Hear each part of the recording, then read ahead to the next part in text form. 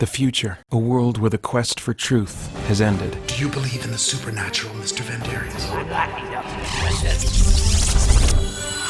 Surprise!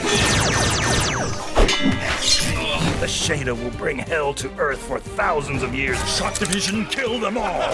Spirit Blade, a full cast audio drama. Download the Legacy Edition of Spirit Blade for free at spiritblade.com. Hey guys, Peter Franson here from christiangeekcentral.com and Spirit Blade Productions, reacting now to the Guerilla Collective, which was 4 streaming events over the course of about a week. First, we had the Black Voices streaming event, and then days 1 through 3 of the Guerilla Collective live streams, all presented over on IGN's YouTube channel.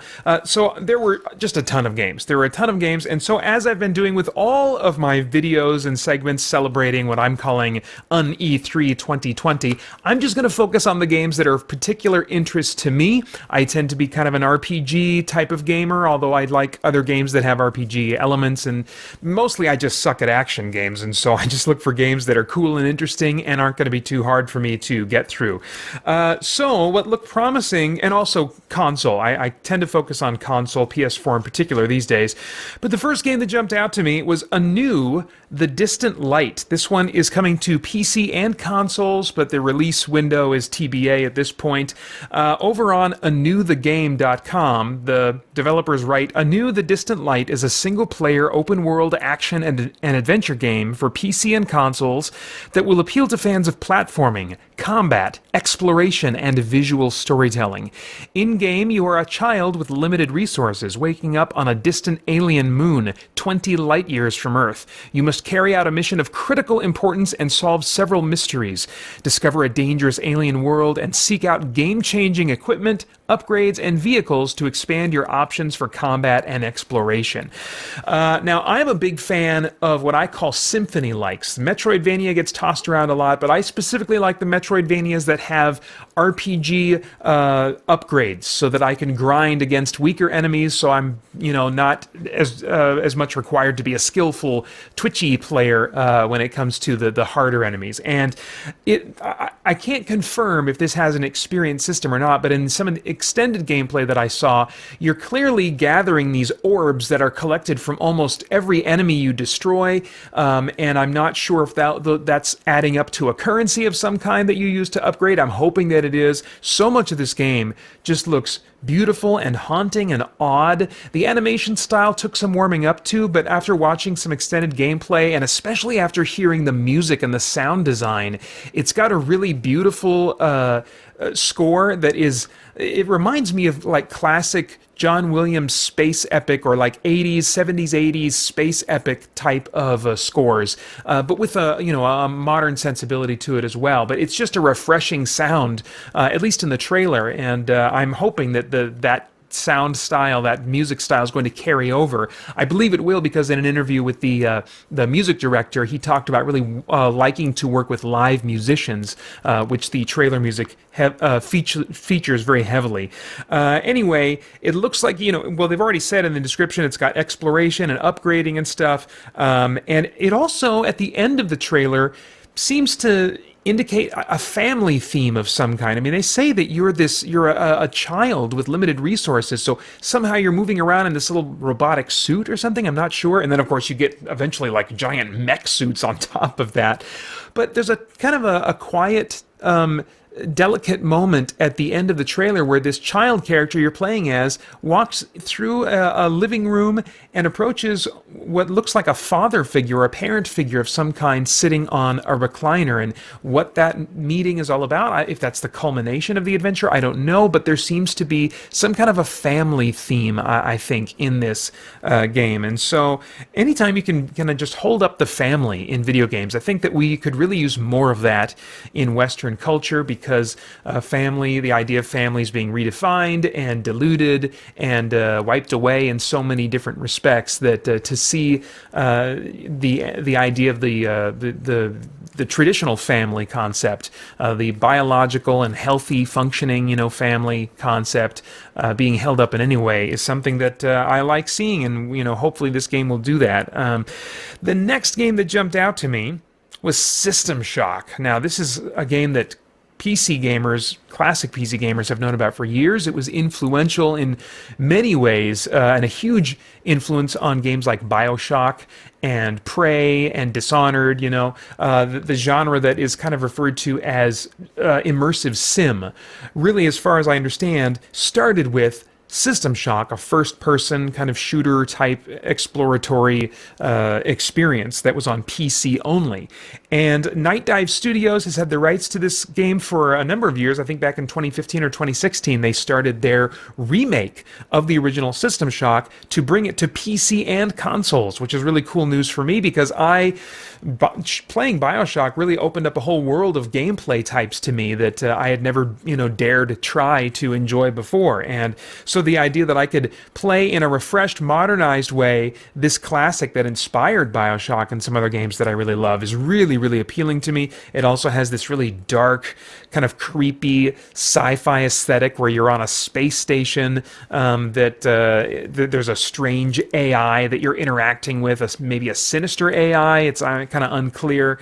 But anyway, it's playing, certainly when it comes to AI, with themes that I enjoy. I like AI themes, but I really strongly prefer AI to be not a person in fiction, because I think that upholds when you don't allow AI to become equally as much persons as people, then you uphold the difference between humans and the idea that humans have a non-physical component that cannot be replicated artificially, And so whenever AIs are made into sinister beings in fiction, that tends to work more with me, and I tend to like those stories a lot more. So you can, let's see, over at systemshock.com, the developers write, "We've gathered a team of industry veterans from games like Fallout New Vegas, Mass Effect, and BioShock to create a faithful reboot of the classic game we all know and love.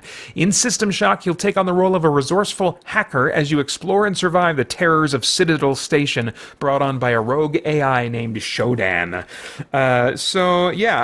The aesthetic was, not only having kind of a cool dark sci-fi aesthetic, it also, if you look at the graphics a little more closely, has a slightly pixelated aesthetic. Now, normally I'd be like, gag pixels, I just see them in way too many indie games, but they're marrying 3D with pixelization, and it's a very subtle pixelization. You only notice it up close in the same way that you would normally look at textures up close and say, oh, those are bad textures or whatever if they're looking blocky or something. But it's done intentionally in a way that doesn't make it look bad up close. It looks very stylized up close. So I would recommend checking out the trailer and kind of seeing that for yourself, and maybe you'll understand what I'm trying to get at with my comments. But System Shock, one of the big updates the developers talked about in the interview about this game is the controls getting a huge overhaul so that it can be more easily appreciated by people who have been playing first-person shooters for the last 10-15 years, where the control scheme on gamepad has really gotten locked in. I tried playing System Shock on PC once, and it just did not work out for me. I didn't like the mouse and keyboard controls. I certainly couldn't get it to work the way I wanted on a gamepad. So, yeah, really, really looking forward to a lot of different elements in System Shock.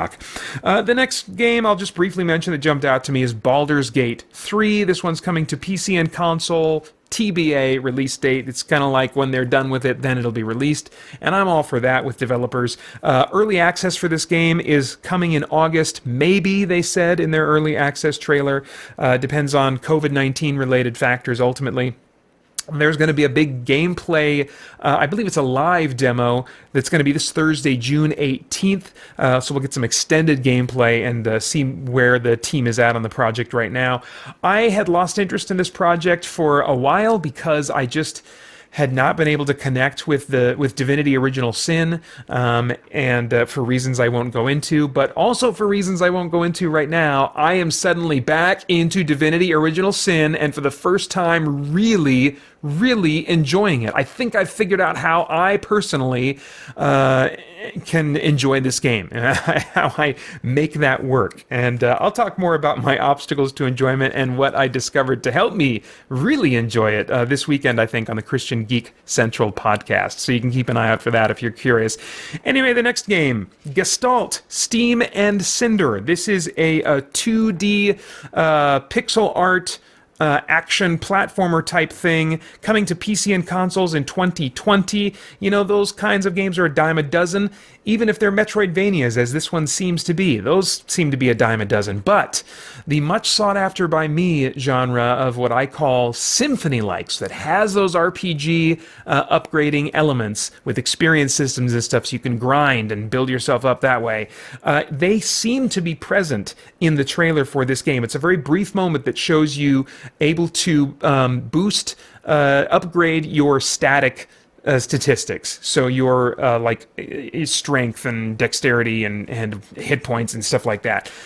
So if this is like a steampunk symphony, I am in. I am in all the way. Just kind of take my money and that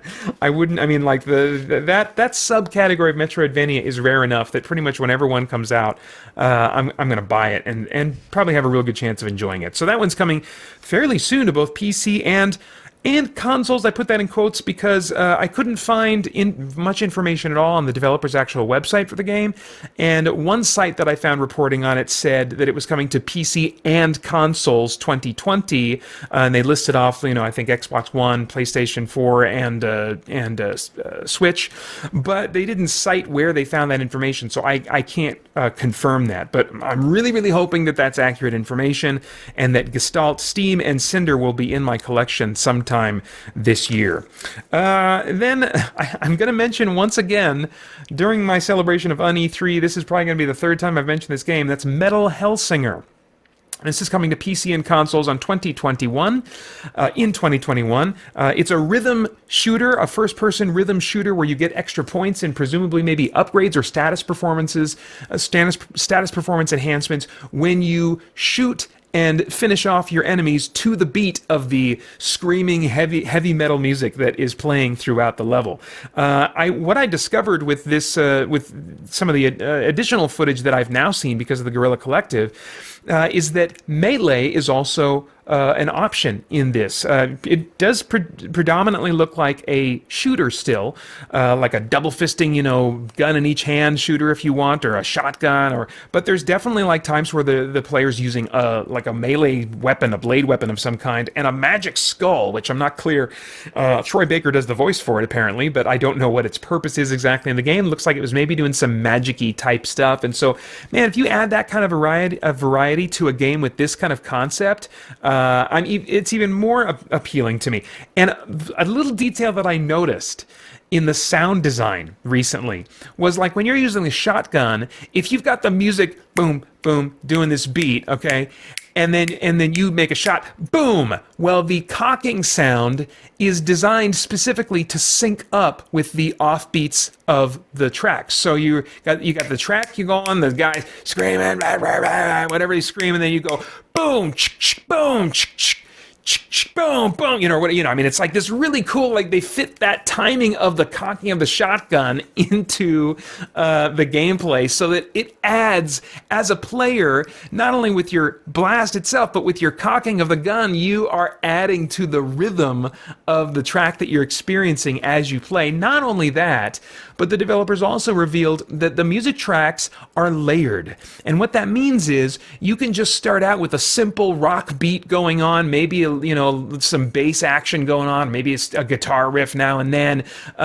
But as you perform better, or as the action ramps up, new layers of the track get added, so the music becomes more intense depending on the type of the part of the level that you're on, how well you're doing as a player. And I mean, that kind of responsiveness to me when I'm playing a game is so freaking cool. And so I am not at all confident I'm going to be good enough at this game to enjoy it. That's the big tragedy for me. Is it looks like there's so much cool stuff going on here, but if it's going to be like a hard game, man, I won't be able to enjoy it. But hopefully there'll be an easy enough difficulty, or it will be designed in such a way that even someone such as Peter Franson, who just likes the idea that they're presenting, will be able to play it through from beginning to end, because I'm liking so much of what I'm seeing. Let's see.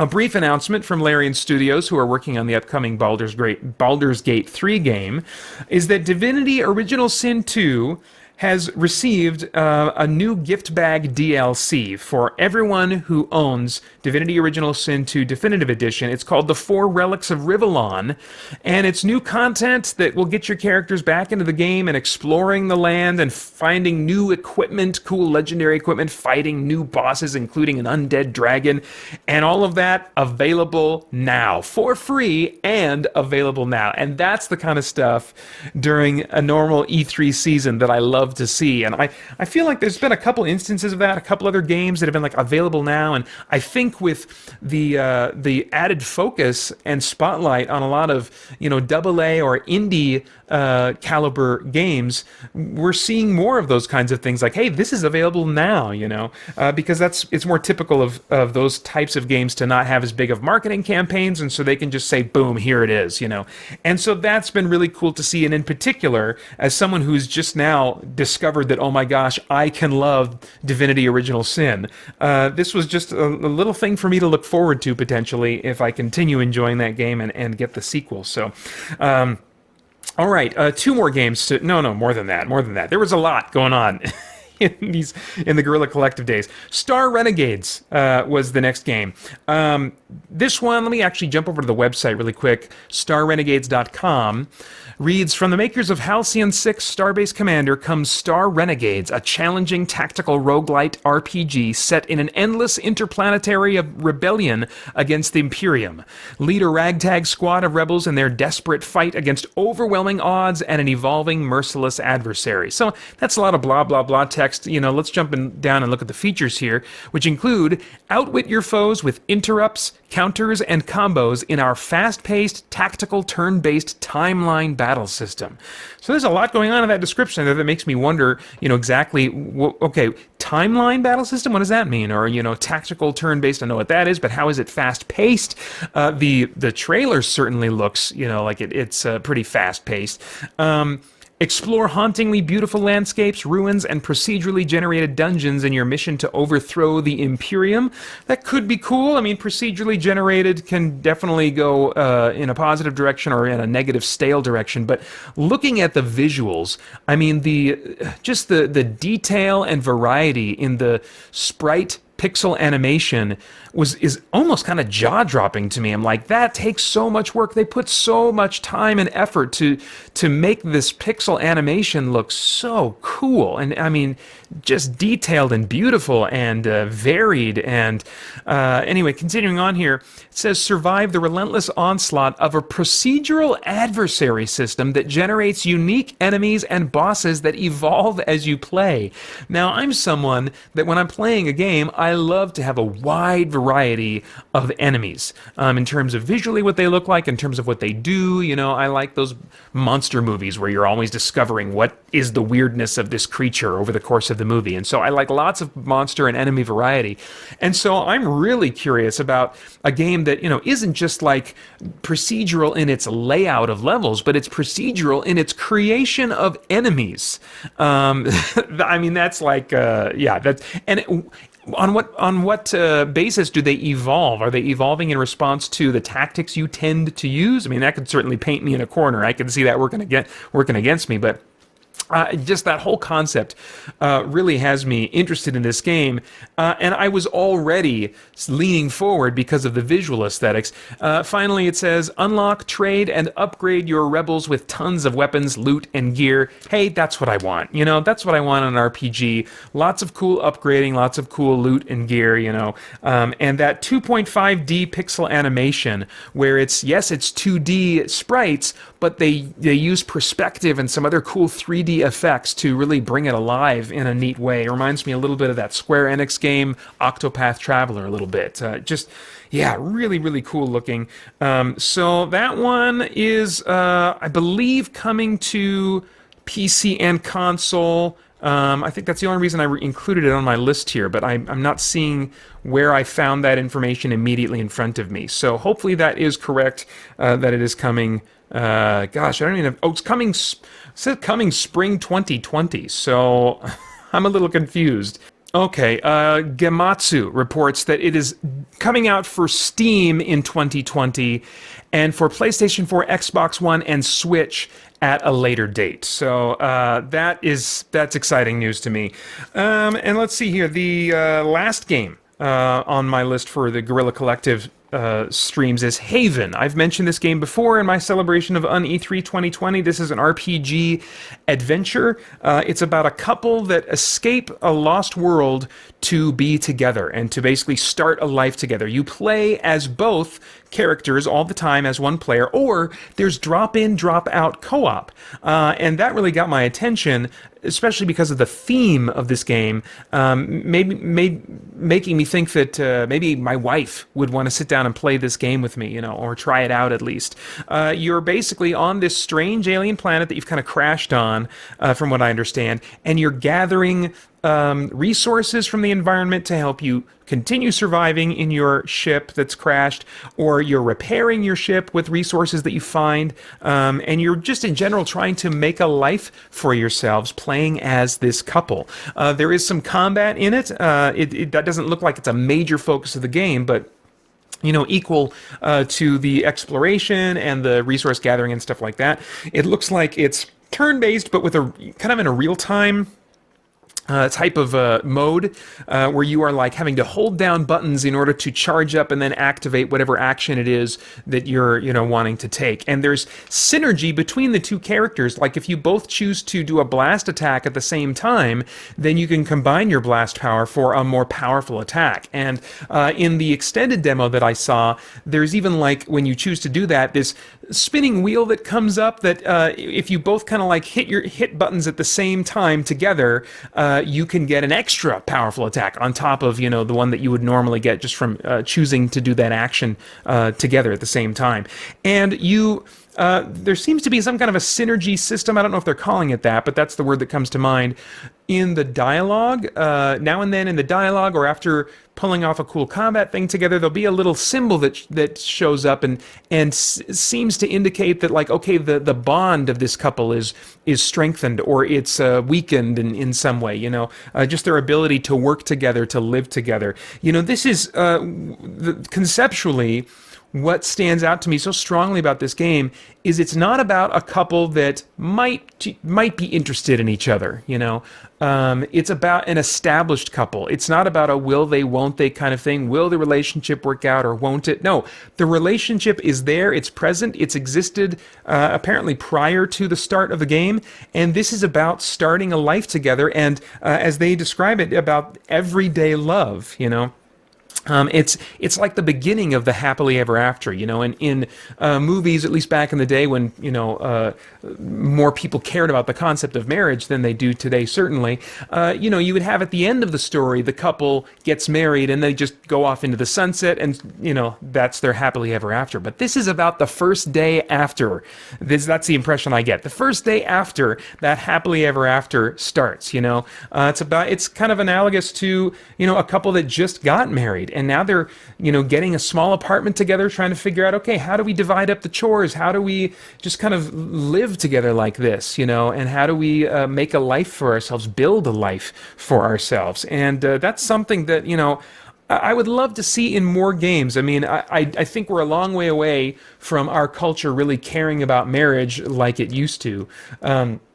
But I think that, at least if you're going to make a story about a committed couple where the relationship working out or not is not really in question in the game, it's just about like, okay, how pleasant is this committed relationship going to be? How well are they going to work together? You know, that has its own drama and adventure. If you've been married for a while, you know that as well as I do, you know. So I just love the concept of this. The one question I do have is about the visuals. I wonder if they might become stale after a while. So far in all the material, I've only seen one planet, one type of environment with a very limited color palette, I think, and very limited variety in the landscape that you explore. And so, but if this is a game that, you know, as I suspect, will only, you know, really grab me for maybe 30 minutes at a time, then that might all the more just make it conducive to me sitting down and saying to my wife, hey, Holly, you want to play like just 30 minutes of Haven tonight? And she'd be like, sure, and let's play 30 minutes, and then we're good. We got a little, you know, nice little tasty bite, and we're done, you know. So anyway, definitely going to be keeping my eye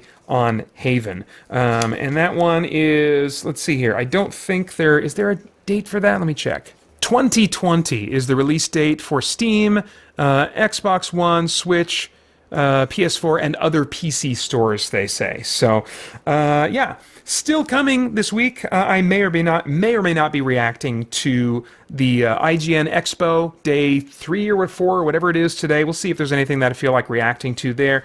I will probably be reacting to the Upload VR Showcase that's going to be going up tomorrow, and the Steam Game Festival, which begins tomorrow. I'm not sure when I will post reactions to that. We'll just kind of see what comes of that.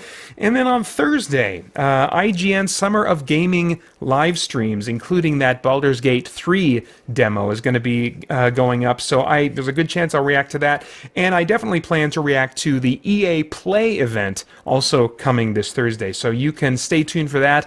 Please subscribe and click that notification bell so that you don't miss any of the videos. That's all for now. Thanks for watching. Bye-bye.